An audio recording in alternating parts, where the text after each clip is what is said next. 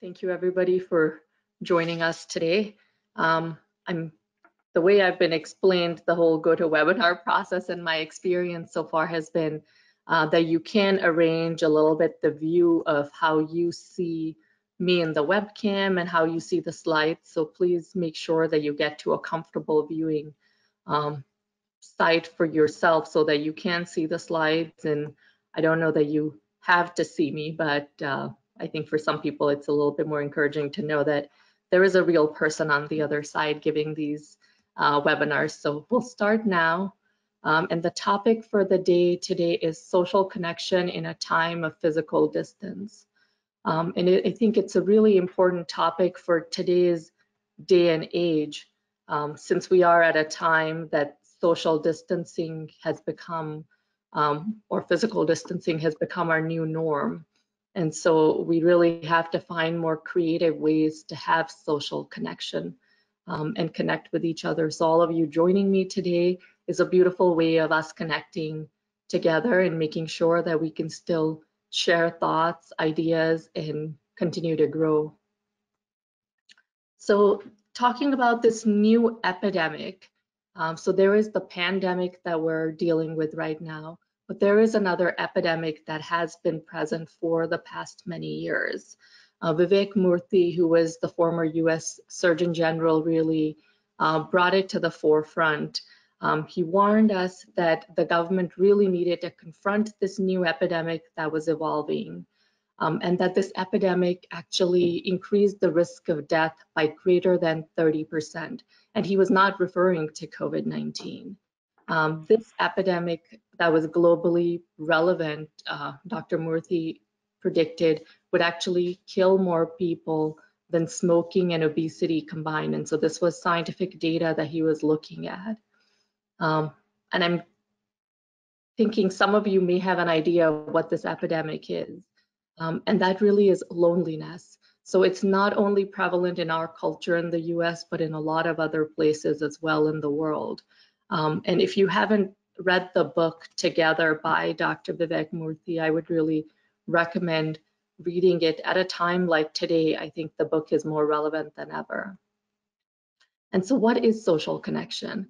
Social connection is a person's subjective sense of having close and positively experienced relationships with others in the social world. So it's really important that these are close relationships and they are experienced as being positive influences in our lives. So nowadays that can mean, connecting with somebody via a video chat.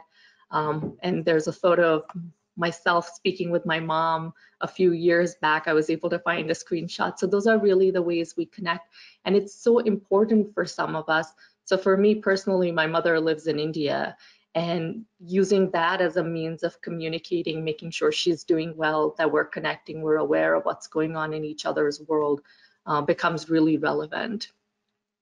Social connection is also very important for human beings, like Dr. Murthy reminded us.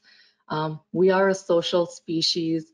Our general well-being depends on being able to have mutually beneficial and trustful relationships. And also greater social connection not only promotes our mental health, which it would be obvious, but it's also been seen to affect physical health and improve our overall well-being at many different levels. The WHO actually defines social support as a determinant of health at this point. So they really do believe that making sure that you have a good social support network is really important as a way of making sure that you have good health.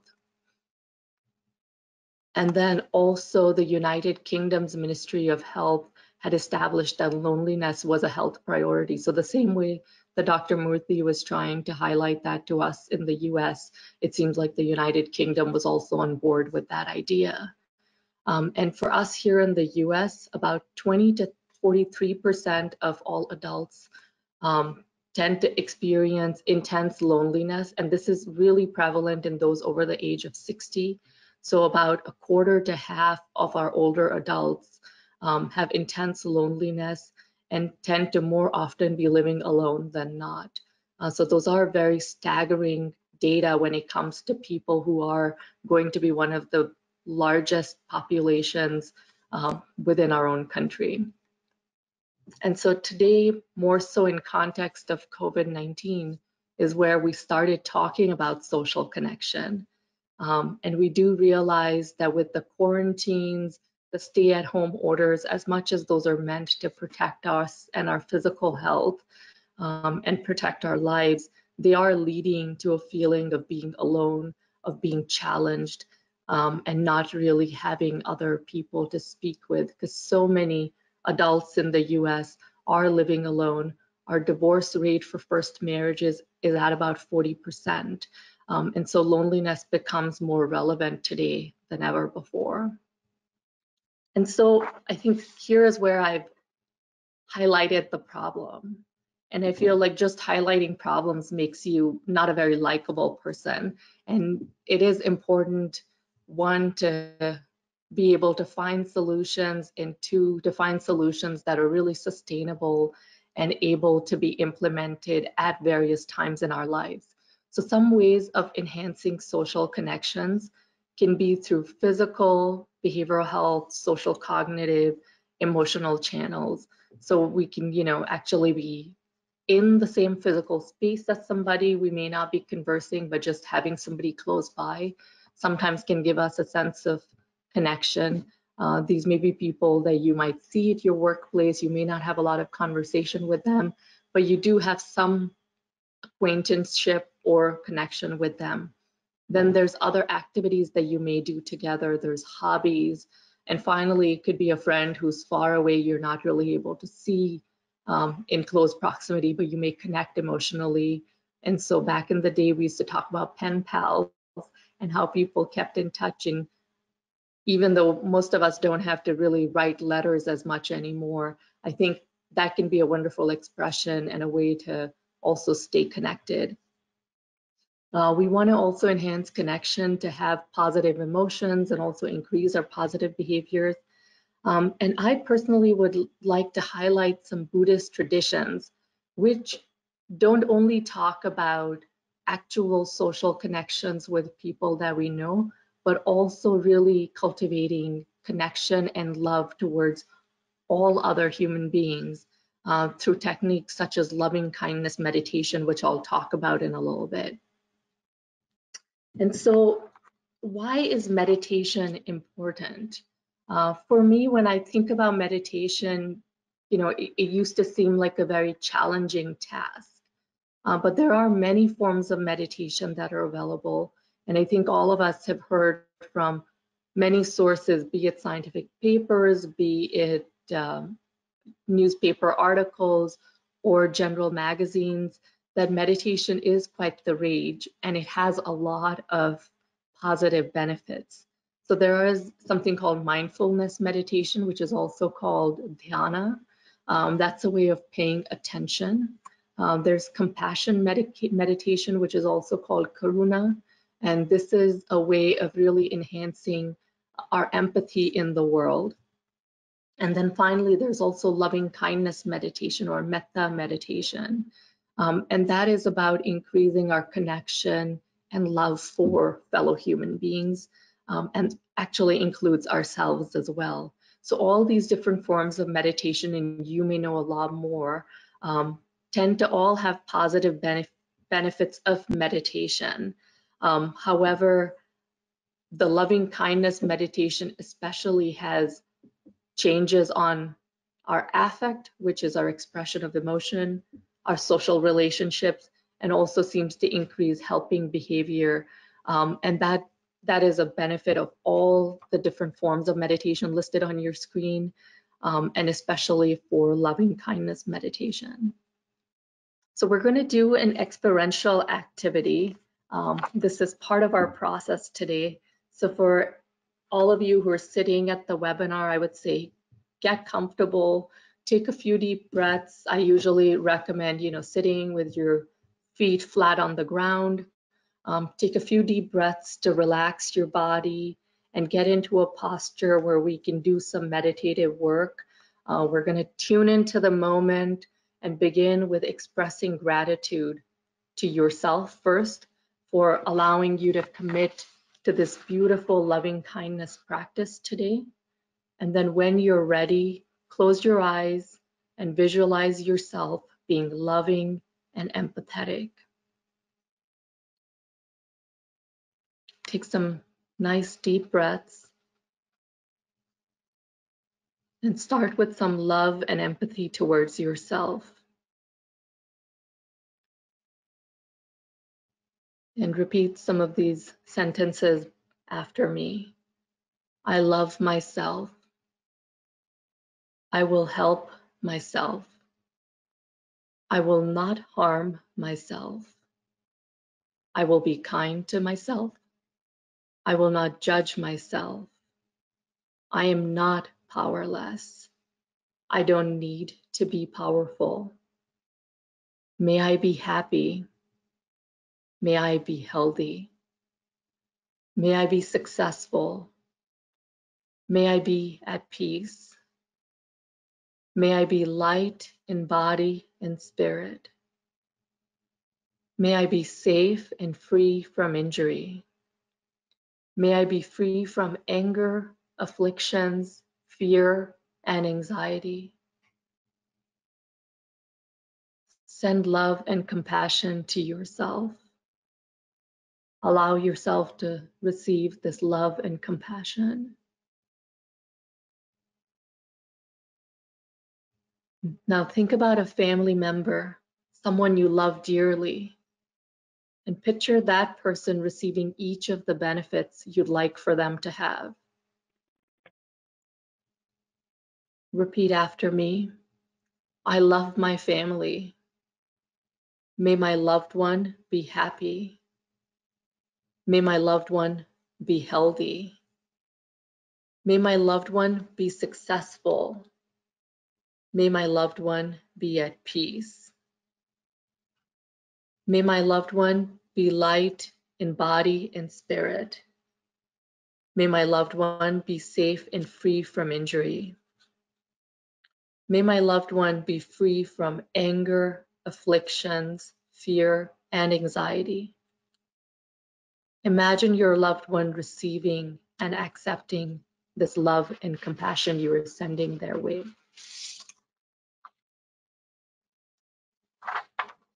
Now think of a friend you deeply care about. Picture this friend receiving each of the benefits you are sending their way. I love my friends. May my friend be happy. May my friend be healthy. May my friend be successful. May my friend be at peace. May my friend be light in body and spirit. May my friend be safe and free from injury. May my friend be free from anger, afflictions, fear, and anxiety. Imagine your friend receiving and accepting this love and compassion from you.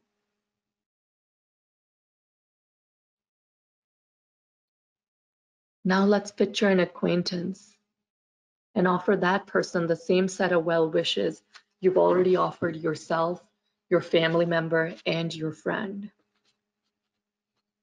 I love other people. May my acquaintance be happy. May my acquaintance be healthy. May my acquaintance be successful. May my acquaintance be at peace. May my acquaintance be light in body and spirit. May they be safe and free from injury. May they be free from anger, afflictions, fear, and anxiety. Continue keeping your eyes closed and imagine this acquaintance receiving and accepting all your love and compassion. Let's turn our minds now towards someone you don't particularly like. And to that person, and this portion can be hard, also let's offer them the same set of well wishes. I love humans. May this person be happy. May this person be healthy. May they be successful. May they be at peace. May they be light in body and spirit. May they be safe and free from injury. May they be free from anger, afflictions, fear, and anxiety. Imagine this person receiving and even accepting your love and compassion. Let's remind ourselves, I will not judge people. I will be kind. I will help people. I will lead by example. And now let us extend this compassion to the entire world. I love planet Earth. May the world be happy. May the world be healthy. May the world be successful. May the world be at peace. I love life. I'm lucky to be alive. I'm grateful for today. I'm healing. I'm getting stronger. I'm becoming better. Take a moment to allow gratitude towards yourself, for the people who help you, and also the universe that provides for you. Take a few deep cleansing breaths, and when you're ready, open your eyes.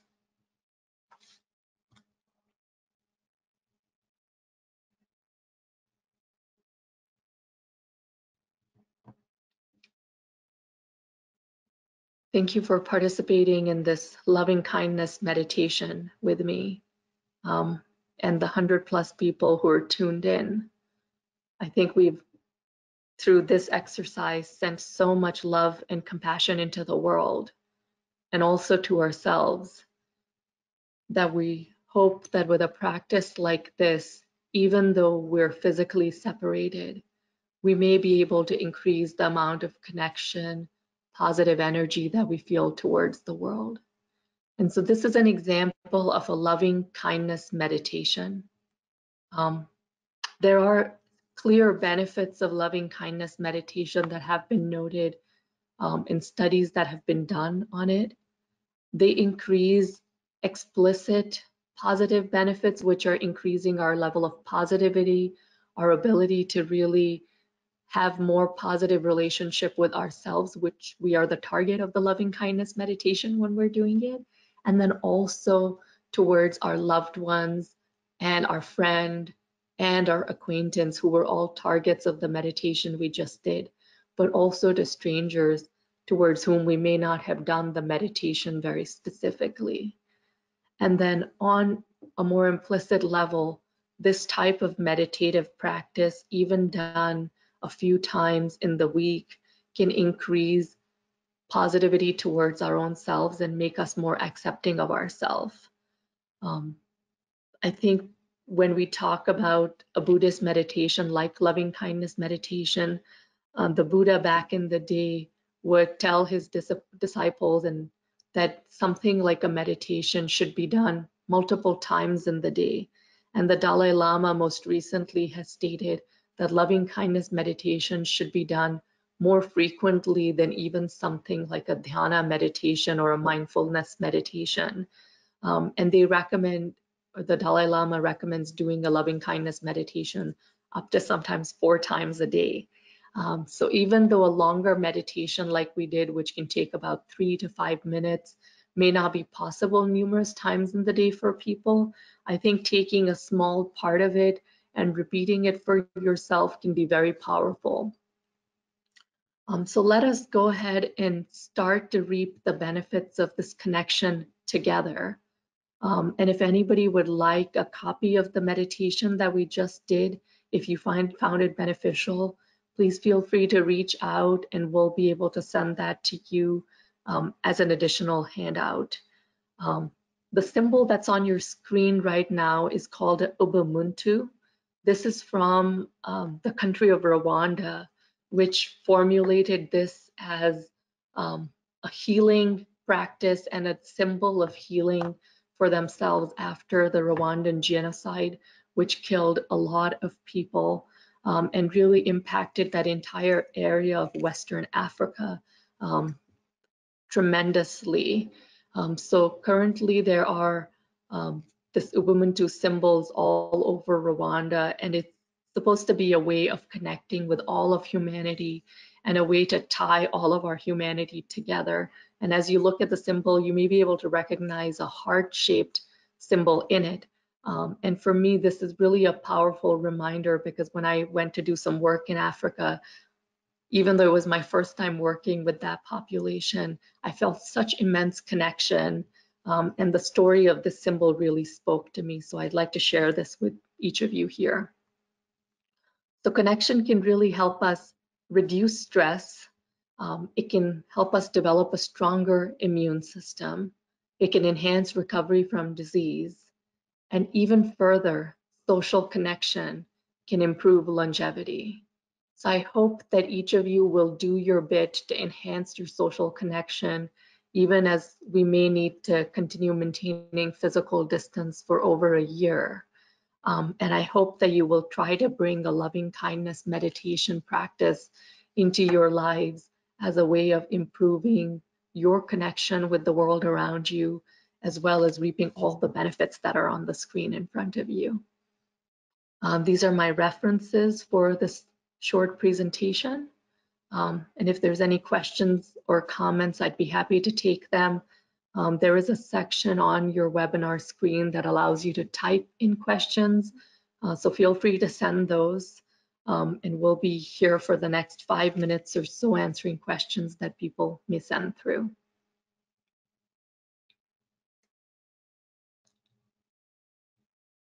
I'm starting to get a few comments and questions, so feel free to send more. Okay. I have to learn a way to pull this out for myself. There we go. Okay. So I've had a couple of requests for a copy of the meditation. I will definitely make sure that those are available to Courtney, who's been coordinating these webinars, and she is able to share those with you. And then I've also been asked if there will be a copy of this webinar by a few different people. That is available on your screens as a handout. So if you look on your screens, there is one handout that is already available, and that is the copy of the presentation. And then going through, there's lots of very nice comments. I appreciate all of you joining in, so thank you. So somebody asked, I've thought that the isolation of ill people maybe cause lower rates of recovery with COVID. A loved one's support is so vital.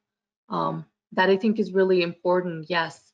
And I think we are expecting and noticing in the small studies that have been done that there will be likely a huge impact on the mental health of people and the trauma experienced due to this isolation. We understand as medical professionals why the isolation was critical. I think also as a country, as a community, as a population, we really do need to take a very focused time to heal from this. And as we note, obviously, if people are isolated, their immune system may not function as well due to the fear and concern that goes in. And so we will be using, hopefully, some of those healing techniques and other things. Somebody has asked, do you have any research on Christian meditation and benefits? There are some small studies on those as well, on Christian meditations. I think any form of meditation can have positive benefits which improve attention, can lower our level of stress, etc. And if I'm able to share any specific research articles, I can share that with you, Elizabeth. Thank you for your question. And so another person asked tips if I want to visit a local Buddhist temple. So I think the Buddhist tradition in general is very flexible. I am not born into Buddhism or otherwise practicing a lot of other structured parts of Buddhism. As with a lot of religions, there can be multiple different ways that people practice, but most Buddhist temples that I've ever been to in my life seem to be very, very open and welcoming. So I'm expecting that you should not really have any difficulty if you decide to go to a Buddhist temple. Okay. I'm again seeing other questions. Well, thank you so much for your lovely comments and sharing the benefits you felt of this meditation. I'm glad so many of you want a copy of this, so we'll definitely share those and make sure that you have a copy of the meditation as well as are able to get the handout that is already attached for the presentation. And then I think somebody else asked if there are other ways that people can engage in meditation if they find it difficult to pay attention on their own. There are a few different apps or phone meditation apps that are available that are typically free of cost. There's one that's called Insight Timer. I don't have any financial association with that company, but that one is really good. It helps you select a certain amount of time that you can use. Like, so if you only have 5 minutes, you can pick that you have 5 minutes, what the focus of your meditation is, or if you just want to listen to more educational content associated with meditation or other types of mindfulness techniques, so you can use those. There's another one called Mindspace, which is also a really nice one and is free for healthcare providers. At least recently they were making it free. There's also Headspace, which can be used. So I think if you go on your app store, whatever type of phone you have, you're able to find a lot of different applications that can provide that for you. Once again, thank you everybody for joining. We really appreciate you starting the day with us and then making sure that you're willing and able to participate in a meditation with us. I wish you all the very best for your health and well-being and hope that you're able to find your new normal in these times. Thank you so much and have a wonderful day.